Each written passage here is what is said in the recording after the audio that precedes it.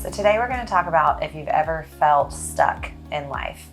And my name's Emily Yee. I'm a therapist. I'm a licensed clinical social worker, and I specialize in working with teenagers. And so there is an approach called cognitive behavioral therapy, and we short term it CBT. And I want to explain that a little bit to you and why it's helpful. Thoughts, feelings, behaviors. And the idea is that there's a triangle that connects our thoughts and our feelings and our behaviors. So cognitive behavioral therapy is, I think of it as a triangle. You've got your thoughts and behaviors and your emotions, and they're all connected to each other. And so when we start to understand that there was something that happened, which triggered a thought, which triggered a feeling, and they're all affecting each other, or there was a feeling that you just woke up with in the morning and that triggered thoughts, which triggered behaviors. So they all can touch each other. And we can come at it from all these different perspectives to try to change that stuck pattern that you're in. A lot of times we talk about automatic thoughts. So if you get a text and immediately you think, oh my gosh, they hate me, or I guess they didn't respond fast enough, and you think, well, I'm not important to them right now. That automatic thought that just comes to you without even having to think about it. A lot of times those are not accurate or helpful. And so cognitive behavioral therapy really encourages us to notice our automatic thoughts and then to challenge them in order to get out of these stuck patterns. So cognitive behavioral therapy is one of the most studied approaches for working with depression, anxiety, anything that's overwhelming or where you feel like your brain is working against you. 1 in 5 teenagers struggle with mental health, and most don't get help. But if they were to, this would be an amazing tool that would help most of the time. Motivation is a huge deal when it comes to making a change. And what's really awesome about cognitive behavioral therapy is you don't have to be super motivated in order to jump in. You just have to be curious. Curious about what is going on, what could be different, what would you like to be different. And when you start to allow yourself to have that curiosity, then the changes happen very naturally. It's not about changing your personality, but about changing these stuck patterns that actually are kind of trapping your personality from being who you want it to be. Cognitive behavioral therapy uses lots of small baby steps that add up to a big change over time. And if you just are curious, that's a small baby step. And if you just implement each of the baby steps that we'll be talking about, you'll notice over time a positive change. The goal with cognitive behavioral therapy is progress, not perfection, which can be a really difficult thing, especially if you are somebody who deals with really big feelings. It can feel like if I don't try and I don't change, then I don't fail. If I try and I can't change, then I've failed. And that's kind of circling back to every little step is progress, and that's the kind of change that will last. And so just being curious is enough to change you for the better. And that's something that you can just do in this video while you're watching today and thinking about what I'm sharing with you. So specifically with cognitive behavioral therapy, people will often ask when they come to therapy, how long is this supposed to take? How many sessions do I need to come for? Cognitive behavioral therapy usually works within 6 to 12 sessions.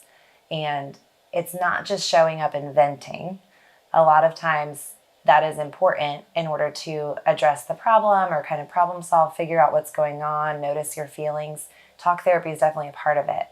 But another big part of it is learning coping skills and learning real ways that you can deal, like practical ways that we can deal with the stressors in your life, or how your brain is recognizing the stressors in your life. And so these are things that we learn each week as we go and practice in between sessions. And so getting around to that 12-week mark, you will definitely leave with more coping skills, more options, instead of just black or white of, okay, I either have to stop being their friend or I have to have a big fight. There's a lot more options in between, or failing out, or being a straight A student, and just learning the wide range of options for handling depression, anxiety, and many, many, many other mental health issues. I'm often encouraging clients to think of it like an experiment. And I have clients that love that, and then clients that just absolutely prickle when I say, okay, we're going to do an experiment. But thinking about when they leave for the week, what would it be like to change this thing. So for some, it's what would it be like to not smoke this week or not drink? What would it be like to notice your feelings 3 times a day and write it down in a journal?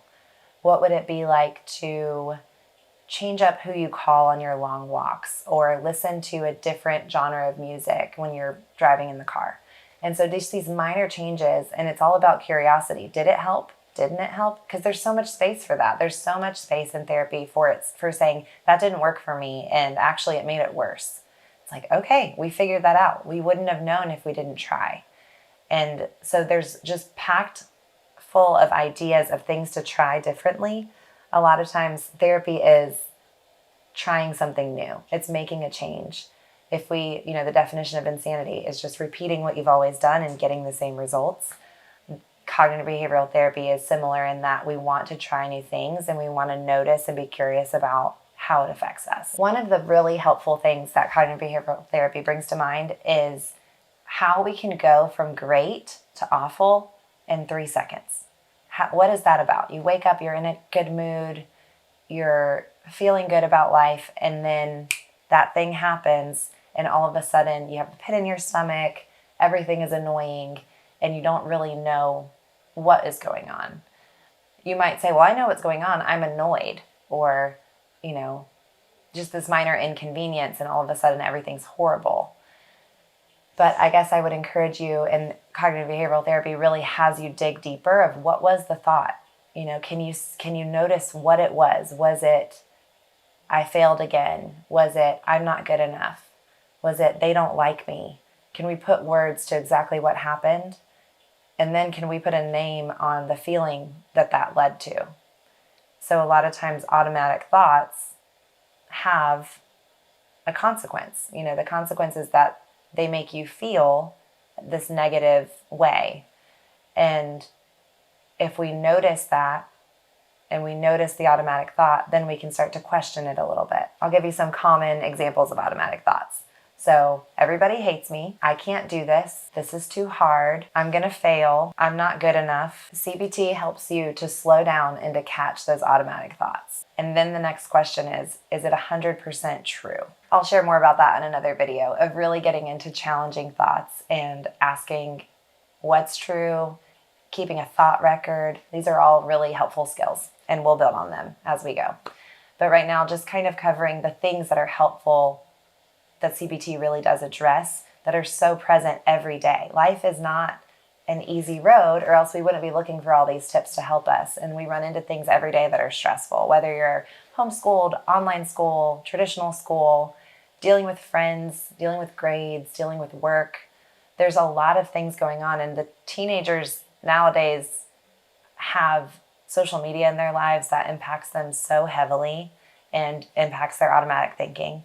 And so I want to help us use this tool to just improve your overall health and be the best version of yourself. We're not going to make all of those stressors go away. You're still going to have to go back into your life where all those things exist, but you'll feel more empowered with your ability to solve problems. You'll know that you're really thinking through everything that you're doing.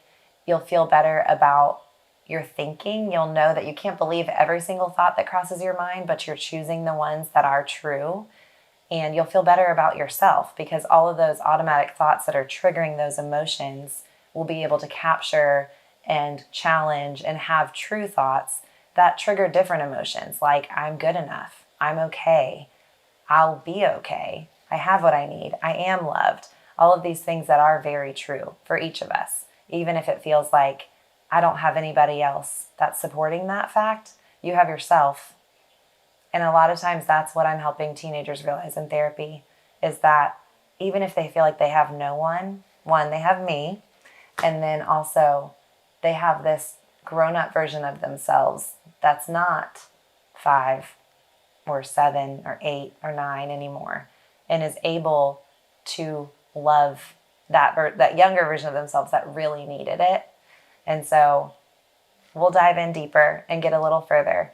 But the bottom line is walking away after cognitive behavioral therapy a more refined version of yourself, able to think smarter, able to recognize where these emotions are coming from, and knowing how much your behavior impacts everything else and is impacted by everything else. So cognitive behavioral therapy helps you manage your thinking, make good decisions, be in the moment, and show up as the best version of yourself. It doesn't make all of the stress in your life go away, but it just equips you to handle it a little bit better. And remember, you don't have to be totally ready in order to get started. You just have to be curious about what's working, what's not working, what are you thinking about? Thinking about what you're thinking about might be a new thing for you. And then how is it affecting you? Just taking that moment to be curious about those things is the first step. I would love if you would like and subscribe to the channel. And if you would like to learn more or to work with me, click the link in the description below.